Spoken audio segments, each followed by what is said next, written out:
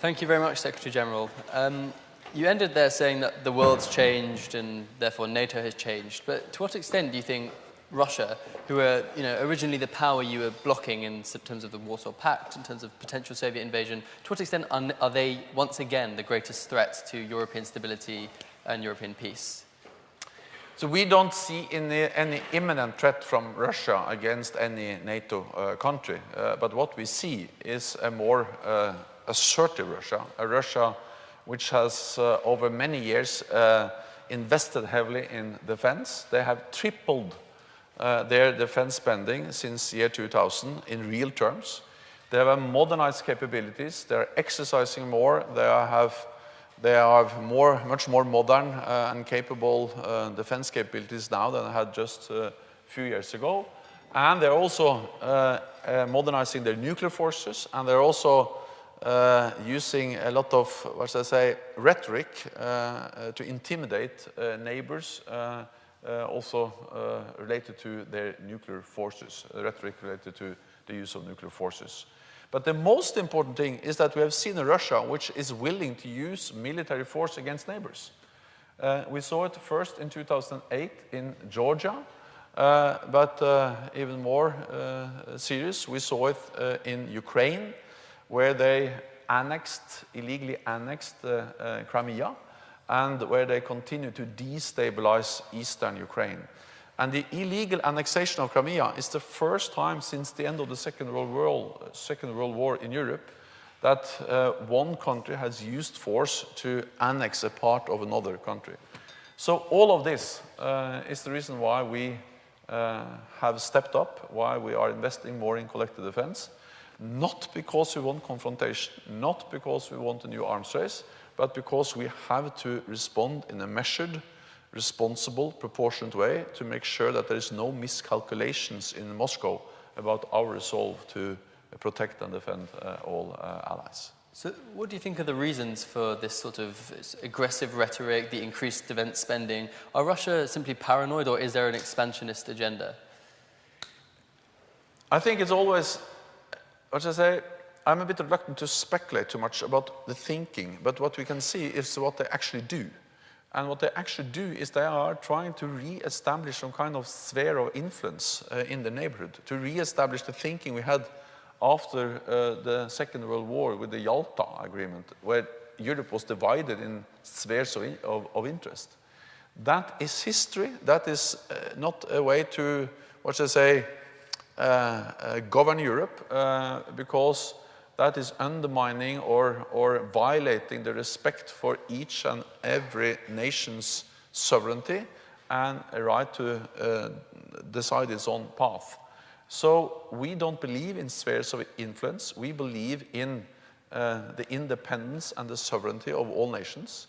But what Russia does in Georgia, in Moldova, in Ukraine, and in other countries is to try to, in different ways, to re-establish some kind of neighborhood which they control.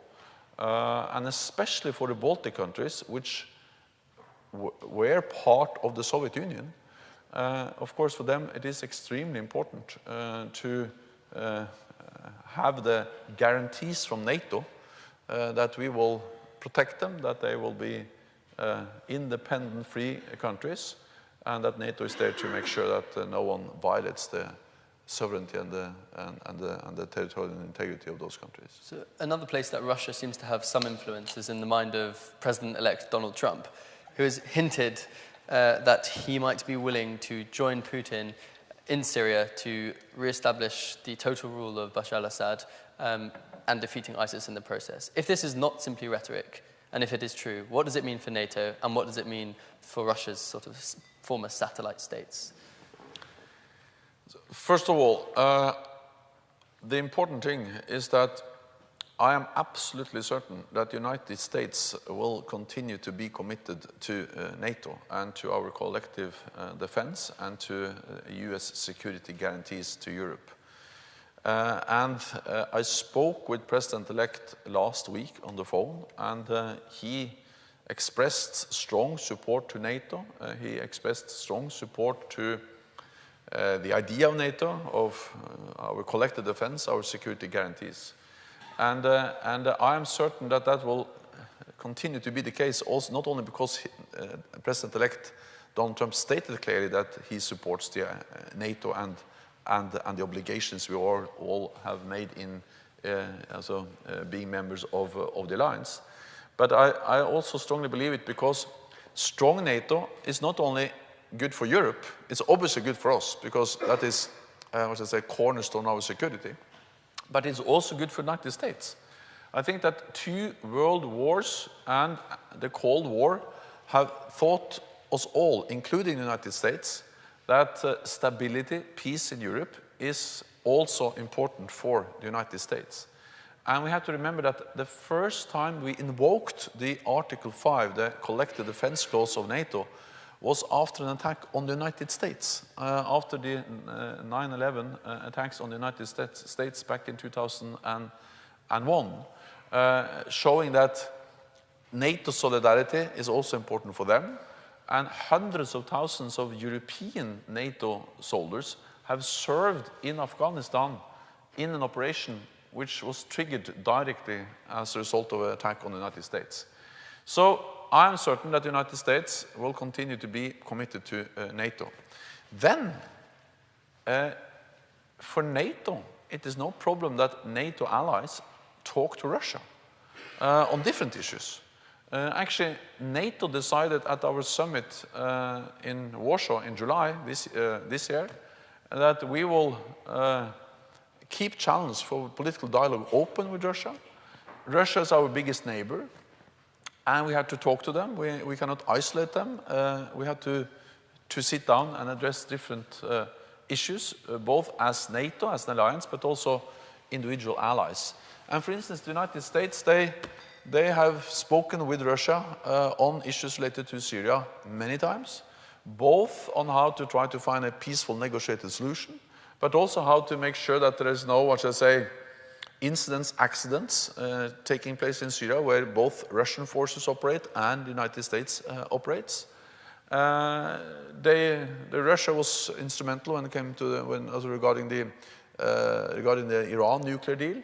So to speak to Russia, to talk to Russia, to have dialogue with Russia is absolutely in line with NATO policies and NATO decisions.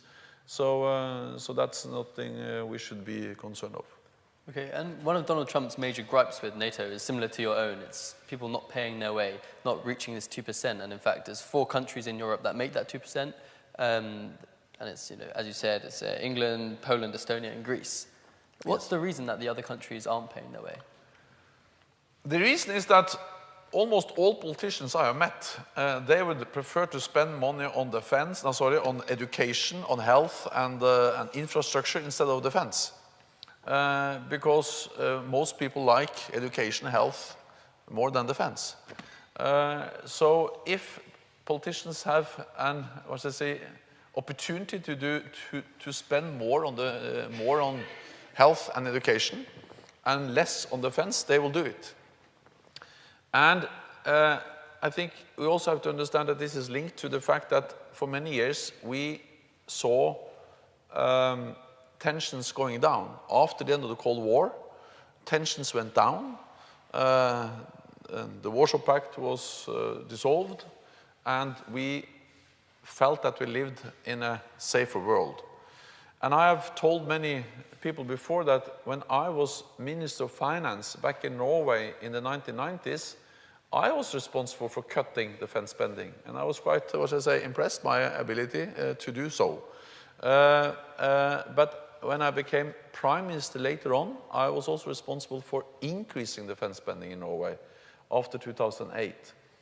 And the reason why I'm saying that is that I think it's absolutely understandable that countries reduce defense spending when tensions are going down, as long as they're able to increase defense spending when tensions are increasing and we live in a more dangerous world. And that's exactly the case now.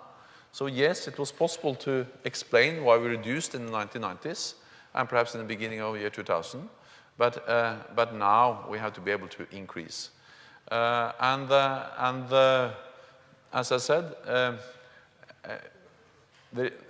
the picture in Europe is still very mixed, but at least the picture in Europe is better than it was 2 years ago.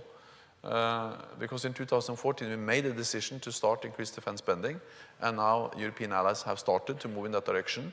The UK leads by example, because more nations are now following the UK and have started to increase defense spending. But do you think there is something to worry about in Europe, in that stable Europe you describe, with the recent Brexit, the referendum here and potential referendum in France if Marine Le Pen gets in, that the EU could disintegrate and we'd see sort of more sectarian violence as we're used to in maybe 100 years ago? First, I would like to state that what we have seen is, of course, for many, many years that there has been a lot of debate about the European Union. We have seen different discussions about the future of the European Union, and that is important. But at the same time, we have seen that NATO has remained united and strong. So, of course, Brexit, that's not for me to comment. I don't have any opinion on Brexit. But Brexit has not, what should I say, made NATO less united. If anything, the opposite. NATO is an alliance of 28 democracies, soon to be 29 with Montenegro. People in the different allied countries elect people from, or leaders from different parties with different political views. There are many different opinions among leaders in NATO countries. But we have always proven that we are able to agree on our core tasks, to be together, to stand together, and to protect each other. And as long as we are able to do that, NATO is able to deliver what we are supposed to deliver, strong collective defense, deterrence, and by that protecting all allies. So I will not go into the debate about the future of the European Union, but I have seen that NATO has been able to stay united, stay strong, also in times where we see more instability and political uncertainties around us. So one of those nations with a complex relationship with the European Union, but a strong relationship with NATO, is Turkey. Now, in 2015, Turkey invoked Article 4 after threats by ISIS to its territorial integrity. Yet Kurdish forces accused Turkey of enabling and even helping ISIS. Can Turkey rely on NATO support to protect itself from ISIS, but also use ISIS to pursue an anti-Kurdish agenda? Turkey is a key ally for NATO, not least because of its geographical location. Turkey is bordering Syria and Iraq, bordering ISIL in Syria and Iraq, and Turkey is bordering both Ukraine and Russia in the north in the Black Sea, and Georgia in the east. And Turkey has the second largest army in NATO. Turkey hosts around 3 million refugees. So Turkey is key, both when it comes to the way we respond to a more assertive Russia, but also in the way NATO addresses the challenges with turmoil, violence to the south, ISIL, Daesh, but also to the migrant and refugee crisis. All of this makes Turkey important, not only for NATO, but for the whole of Europe and also for the European Union. Turkey is a member of NATO, but not member of the European Union. I visited Istanbul, where I met with President Erdogan on Monday. We discussed many different challenges we face together. But one of the challenges, of course, we discussed was the fight against ISIL. And Turkey has now stepped up its efforts to fight ISIL. They have ground troops in Syria and Iraq, where they fight ISIL. And the important thing for me is that there is maximum coordination between Turkey with its forces in Syria and US and other NATO allies which are present in the same countries. NATO as an alliance is not present in Syria. NATO as an alliance supports Turkey. We have increased our military presence. We call them assurance measures in Turkey. and we are supporting the alliance, but NATO as an organization is not responsible for the ongoing operations in Syria. So how those operations are conducted, I think it's right of me to leave to the US, Turkey, and the other countries which are on the ground. Thank you very much. I'd now like to go to the audience. If you have a question, put your hand up high and wait for the microphone to get to you. Could we go to the gentleman on that side? Yeah.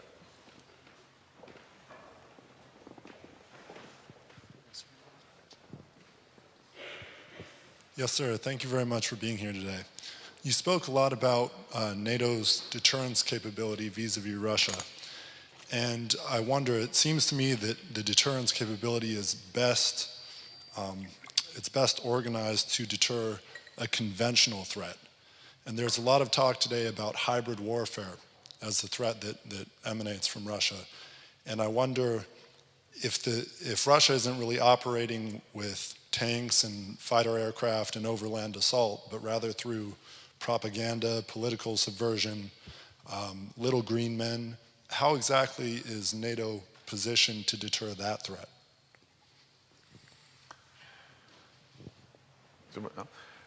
First of all, I think you're very right that cyber and different kinds of covert operations, sometimes called hybrid warfare, is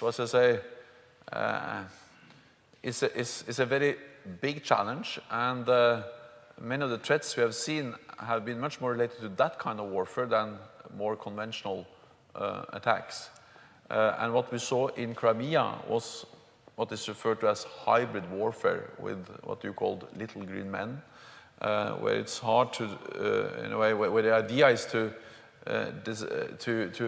conduct covert operations, to deny, in a way, responsibility, and then create and use propaganda and so on to try to destabilize the country, and by that also conduct aggressive operations. This was one of the issues I discussed with Prime Minister Theresa May yesterday. Cyber is extremely important in modern warfare. It's hard to imagine any conflict without a cyber component. And UK is lead. UK has capabilities, competence, skills in cyber, which is of high value for all of us. NATO has decided, and we are in the process of strengthening our cyber defenses. At the summit again in Warsaw in July this year, we made two important decisions. First, we made a decision to establish cyber as a domain, as a military domain. So now we have air, sea, land, and cyber as military domains. And that will enable us to better coordinate our efforts, to better focus our efforts related to cyber and cyber attacks. Second, we agreed on a cyber pledge, which is a kind of roadmap on how we, in many different ways, can increase and strengthen our cyber defenses. That's partly about protecting our own networks against cyber attacks, and partly about assisting, helping allies to improve their defenses of their own networks. Because the first responder is the nation, then NATO is there to help and assist if needed. And the important thing with cyber is that that's something which is ongoing. Because when you speak about other kinds of threats, there is a kind of theoretical possibility that we'll have a conventional attack sometime in the future. But cyber, that happens almost daily against NATO allies and NATO. So we have to defend ourselves against cyber attacks every day. And one of the key issues about that is attribution, is to tell who's behind. And so increased and improved cyber defenses is high on our agenda. And the Prime Minister May is very focused on that. The UK is lead nation, and we work closely with the UK in addressing those challenges. Thanks. More questions, please. If we go to the line over there. Wait, microphone. Thank you. So if we look back at NATO-Russian relations, starting with the beginning of the post-Soviet period, so there was a period of dialogue and even expectations that a new democratic Russia would actually join NATO. Then by the end of the 90s, with the bombings of Yugoslavia, with many post-communist states becoming NATO members, these relations have really gone sour. Then there was a rapprochement after the 9/11 when Putin supported Bush in the war of terror in Afghanistan. Then starting with, I think, the Iraq war, there's been a constant period of falling and deteriorating relations. So my question is that has NATO membership or some sort of a of joint security programs with Russia, have they ever been on the table? And if the cooperation with post-Soviet Russia failed, why do you think is the reason for such failure? So first of all, you are quite right in that for several years we actually established closer and closer cooperation and dialogue with Russia. And I was myself Prime Minister attending different NATO summits where Putin attended and Medvedev attended, President Putin and Prime Minister Medvedev, or they changed. So that was an example of how we were working together. And we also had practical cooperation in different fields. Of course, there were some ups and downs, but at least we were moving in the direction of more cooperation. The main reason, there are different reasons, but the main reason why this has changed is Crimea. The illegal annexation of Crimea. To use military force against a neighbor is unacceptable, and of course NATO had to respond. And we have responded partly by increasing our military presence in the eastern part of the alliance to send a clear signal that we are ready to defend all allies against anything similar to what has happened in Ukraine, Crimea. We also responded by suspending our practical cooperation with Russia. So we still have political dialogue with Russia, but we don't have practical cooperation with them. And then, of course, the West has also responded by implementing economic sanctions against Russia. That's not a NATO decision, but all NATO allies have, through the European Union or the United States, Canada, they have implemented sanctions. So the main reason for the worsening or the deteriorating relationship is Crimea. Then the question is, why did Russia do that? Well, I think it is because they have this idea of some kind of, they want to control the neighbors. And to control neighbors is not compatible with the idea of sovereign nations and sovereign states. I'm coming from the neighbor state of Russia. And of course, I'm very glad that they haven't tried to control Norway in the same way as they have tried to control other neighbors. But at the same time, one of the lessons I have learned from Norwegian politics is that it is possible to talk to Russians. It is possible to have a dialogue with them. And Norway, having a very long borderline in the sea, where we have gas and oil in the Barents Sea and the Polar Sea, but also on land, we have been able to work in a pragmatic way, both with the Soviet Union during the Cold War, but also with Russia. But the reason why we have been able to work with Russia is not despite of our membership in NATO, but it's more because of.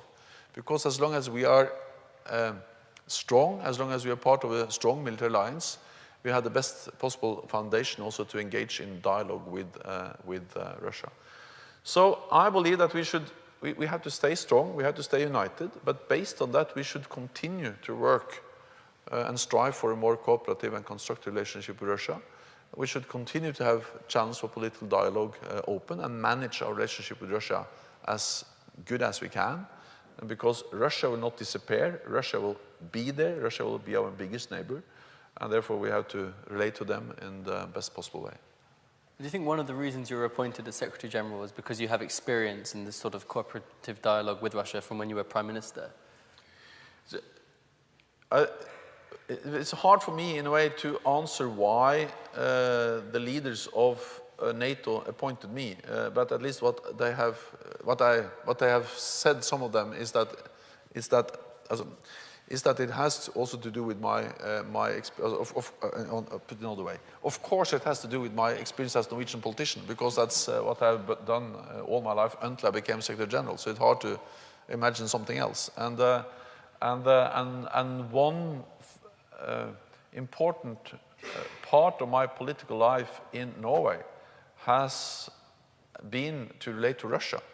Actually, when I became Deputy Minister for Environment back in 1990, one of my first tasks was to start to work with Russia on addressing pollution, the emissions of sulfur up in the Kola Peninsula, which damaged a lot of nature also in Norway. And I went to Zapoljarny and Murmansk and different cities there at the Kola Peninsula, and we discussed practical environmental cooperation.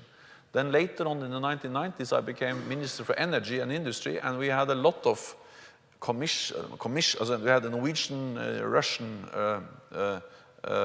commission on industry and energy. We met in Moscow, we met in Oslo, and we developed a lot of projects on energy and industry with the Russians.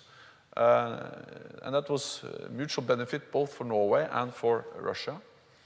And then when I was Prime Minister, we worked on the delimitation line, which is then the borderline in the sea, in the Barents Sea. But this is important partly because it's a big sea territory, but also because it divides the continental shelf, and there is oil and gas there. And we were able to reach an agreement with President Putin and Prime Minister Medvedev. That was good for Norway, it was good for Russia. And part of that agreement is also that we are going to cooperate up in the high north related to energy. And also when I was Prime Minister, I also, and that's still the case, we have to know that the Russian military, the 6th Fleet, the fleet up at the Kola Peninsula, they meet with the Norwegian armed forces every week. At least they communicate with them regularly to make sure that there are no misunderstandings, no incidents, and no accidents. We also have some joint exercises with them related to search and rescue and so on up in the Barents Sea. So the reason why I say this is that in the north, there is some practical, pragmatic relations between a NATO ally, Norway, and Russia. But that takes place based on some absolute principles that they respect our sovereignty, our territorial integrity, and actually they respect it so much that they agreed on a new borderline. And of course, it's based on the knowledge that that Norway is a NATO ally. So even if Norway is not a very big power, they know that NATO is there to protect and defend us. So for me, Norway is an excellent example of how strength and dialogue, defense and dialogue, is not something which contradict each other, but reinforce each other. And I guess that's one of the reasons why I was elected to Secretary General of NATO. Thanks. Let's get another question from the audience. Let's go to the sort of turquoise jumper.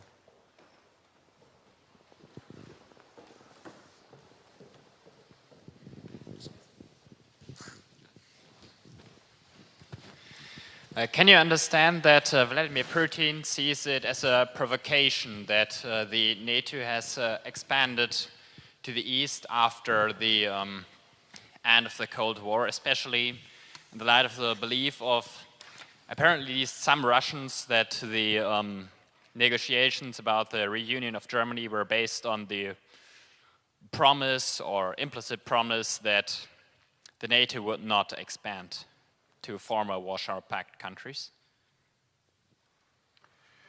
The answer is no. I cannot understand that Russia has the opinion that it is a provocation that NATO has enlarged with new members from Central and Eastern Europe. And the reason why I can't understand that and I cannot accept that is that I very much believe that every nation, big or small, east or west, have the right to decide its own path. So it's not, in a way, it's not NATO that has expanded. It is Poland, Estonia, Lithuania, Latvia, Hungary that has applied for membership because they want to become members through democratic processes. And should we then tell them, no, you are not allowed to come to become a member of NATO because Russia will not like it? That's an impossible message. And it's violating everything I believe in when it comes to the respect for people to decide their own destiny and their own future. So the whole notion of NATO expanding sounds like we are in a way grabbing land. No, they are coming to us, asking for membership, and after a very thorough assessment procedure, and they have to qualify and meet standards and implement reforms, then they are invited in. But only as long as there are democratic processes and they meet the NATO standards, and after many years of assessment. So this is based on the idea that Russia has the right to decide the destiny of its neighbors. And Russia do not have that right, but neither do any other country. So for instance, on yesterday, I met the Serbian Prime Minister, and Serbia do not want to become a member of NATO. That's fine. We respect countries if they say we don't want to be a member of NATO, and we respect them if they say they want to be a member of NATO. It's not for us to decide, it's for them to decide. And Russia should be more relaxed and accept that neighbors decide their own path. And that will be good for the neighbors and for Russia. Let's go to back middle. Yeah, you're turning around. Thank you very much, Mr. Secretary General. I wanted to ask you about Afghanistan. NATO has been involved in Afghanistan since 2003. I think Operation Resolute Support is going into its third year now, and 10 years prior to that with ISAF. The treasure and blood that has been spilt in Afghanistan is quite astounding in NATO's history. And I wanted to ask you whether this has led to lessons learned or any lessons for NATO members in terms of expeditionary versus neighbourhood activities. I will answer that in a moment. I just have to add one small thing to my last answer, and that it's not true. It's a false statement that it was an agreement when Germany was unified that NATO should not have new members. So that's not true. But second, even if it was such an agreement, it would have been absolutely unacceptable that, in a way, that the United States or someone else should agree on what Poland or Hungary or Latvia had the right to do. So it's double wrong. It's wrong because it didn't happen, and if it happened, it would have been wrong anyway. So that's not the case. Second, on Afghanistan. Of course, there are lessons learned from Afghanistan. And I think that the most important lesson, there are actually two lessons. One is that it was right to go into Afghanistan because it was necessary to react to an attack that killed thousands of people in Washington and in New York, the Twin Towers and the attack, also the 9/11 attacks. It was impossible to accept that Afghanistan remained a safe haven for international terrorists. It was a clear UN mandate. The international community supported it. And the NATO has been, in a way, the instrument for the international community to fight terrorism and to prevent Afghanistan becoming a safe haven for international terrorists. The other lesson I think we have learned from Afghanistan is that we should have started earlier to train local forces because in the long run it is difficult to be, in a way, foreigners coming from NATO countries and partner countries and to fight the war in Afghanistan for the Afghans. So it's much better if local forces from the country itself, can take responsibility for security and stability in its own country.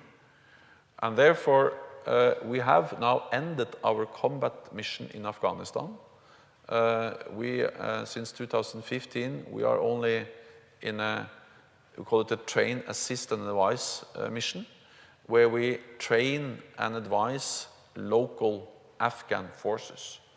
And I'm absolutely certain that in the long run, that's much more sustainable and viable solution, that we don't do the big combat operations, but we enable the Afghans themselves to stabilize their own country. This is a lesson which is relevant for Afghanistan, and if anything, we should have started to train local forces earlier, so we could have ended our own combat operations earlier. But I think it's also an important lesson learned for other countries, because I think one of the best weapons we have against terrorism is to train local forces, is to enable local forces to fight terrorism themselves. Because the fight against terrorism is not a fight between the West and the Muslim world. Most of the victims of terrorist attacks are Muslims. So we have to enable countries in the region, in the Middle East, in North Africa, to fight ISIL, Daesh, terrorist organizations themselves. In the long run, that's a more stronger weapon than we fighting their wars. We have time for one more question. Let's go to the person over there. Yeah. General Secretary, thank you for your time. I was wondering, what is NATO taking in steps into de-escalating the tension between the NATO alliance and Russia on a non-military basis? Thank you. What we do is that we keep the channels for political dialogue open in different ways. We have something called the NATO-Russia Council, which is a council that was established back in the 1990s, where Russia and the 28 NATO allies meet. This kind of dialogue is important because it is important in a way to just sit around the same table and address some of our different security challenges. And even if we don't agree on all of them, I think it's important that we talk, that we have dialogue, that we speak, because that at least helps us to find solutions. For instance, we have discussed Ukraine. We didn't agree, but I think it's important that we discuss Ukraine. We have discussed Afghanistan, and we have discussed what we call risk reduction and transparency. And that is about how can we avoid incidents, accidents related to military activity. Because with more military buildup, more military activity along our borders, the risk for incidents, for accidents, has increased. And we saw the downing of the Russian plane over Turkey last year, and we have to try to do whatever we can to avoid that kind of incidents or accidents. And if they do happen, prevent them from spiraling out of control and create really dangerous situations. So the higher tensions, the more military activity, the more important it is that we have direct dialogue, direct contact to avoid misunderstandings and miscalculations that can create really dangerous situations. So we do this, we continue to do that, and of course we also then continue to meet on political level. I have met Foreign Minister Lavrov. My Deputy Secretary General has contact with her counterparts with Russian officials. So we continue to have, and also many NATO allies have on a bilateral level contacts, dialogue with Russia. I mentioned Norway, but also other NATO allies engage with Russia in different ways. For instance, the United States. The other thing is that NATO's response, our increased military presence, for instance, in the Baltic countries, is measured, is responsible. We speak about battalions, which is an important but limited military presence. So there's no way that can be a threat. NATO does not pose any threat to any country. So we also calibrate our military response in a way that contributes to keeping tensions down. We are there not to provoke, we are there to prevent conflict and to provide the necessary deterrence to make sure that all allies are safe in a more unstable world. Thank you. Ladies and gentlemen, firstly, join me in thanking Secretary General Jens Stoltenberg.